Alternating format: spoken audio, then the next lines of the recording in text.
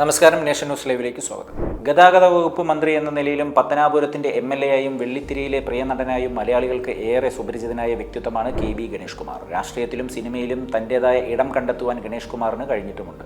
തന്റെ അച്ഛൻ R ബാലകൃഷ്ണപിള്ളയുടെ പാത പിന്തുടർന്ന് ഗണേഷ് കുമാർ രാഷ്ട്രീയത്തിലേക്ക് കടന്നു വന്നത് 1966 മെയ് 25 കൊല്ലം ജില്ലയിലെ കൊട്ടാരക്കരയിൽ R ബാലകൃഷ്ണപിള്ളയുടെയും വത്സല ബാലകൃഷ്ണപിള്ളയുടെയും മകനായി ജനിച്ചു. കോളേജ് വിദ്യാഭ്യാസത്തിന് ശേഷം സിനിമാ രംഗത്ത് സജീവമായിരുന്നു.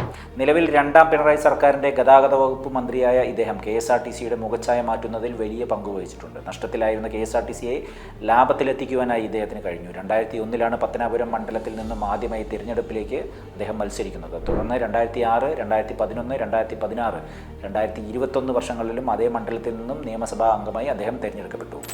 കേരള കോൺഗ്രസ് B പാർട്ടിയുടെ വൈസ് ചെയർമാനായിരുന്ന ഗണേഷ് കുമാർ നിലവിൽ പാർട്ടിയുടെ ചെയർമാനാണ്. 2001 മെയ് മാസത്തിൽ ആന്റണി മന്ത്രിസഭയിൽ ഗതാഗത മന്ത്രിയായിരുന്ന ഗണേഷ് കുമാർ 2003 മാർച്ചിൽ അദ്ദേഹം തന്റെ മന്ത്രിസ്ഥാനം രാജിവെച്ചു. മലയാള സിനിമയിലെ അഭിനേതാക്കളുടെ സംഘടനയായ അമ്മയുടെ സ്ഥാപകാംഗമായ അദ്ദേഹം ട്രഷറർ, വൈസ് പ്രസിഡന്റ് എന്നീ സ്ഥാനങ്ങൾ വഹിച്ചിട്ടുണ്ട്. ടെലിവിഷൻ താരങ്ങളുടെ സംഘടനയായ ആത്മയുടെ സ്ഥാപകനും പ്രസിഡന്റും മലയാള ടെലിവിഷൻ ഫ്രട്ടേണിറ്റിയുടെ സ്ഥാപക ചെയർമാനുമായ ഇദ്ദേഹം നിലവിൽ കേരള എലിഫന്റ് ഓണേഴ്സ് ഫെഡറേഷൻ സംസ്ഥാന പ്രസിഡന്റ് സ്ഥാനവും വഹിക്കുന്നുണ്ട്. 2011 മുതൽ 2013 വരെ സ്പോർട്സ്, വനം, സിനിമാ മന്ത്രിയും അദ്ദേഹമായിരുന്നു.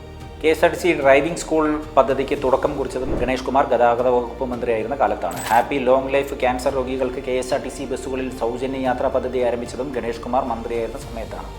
തത്സമയ സ്റ്റോപ്പ് വിവരങ്ങൾ, ബസ് സമയ വിവരങ്ങൾ, വാർത്തകൾ, പ്രധാന അറിയിപ്പുകൾ, സന്ദേശങ്ങൾ, വിനോദ പരിപാടികൾ എന്നിവ യാത്രക്കാരെ അറിയിക്കുന്നതിനായി പാസഞ്ചർ ഇൻഫർമേഷൻ സിസ്റ്റം പദ്ധതി നടപ്പിലാക്കിയതും ഇദ്ദേഹം മന്ത്രിയായിരുന്ന കാലത്താണ്. KSRTC medical centre and dialysis unit പദ്ധതി, KSRTCയിൽ ബഡ്ജറ്റ് ടൂറിസം പദ്ധതി, നിരവധി ഇൻഡർസ്റ്റേറ്റ് ബസ് സർവീസുകൾ, അങ്ങനെ നിരവധി ശ്രദ്ധേയമായ പദ്ധതികൾ Ganesh Kumar നടപ്പിലാക്കിയിട്ടുണ്ട്.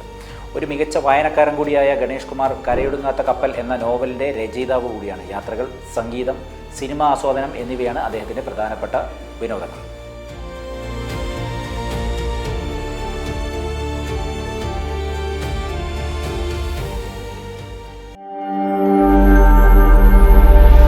Nation news live, സത്യം, ചരിത്രം, വർത്തമാനം.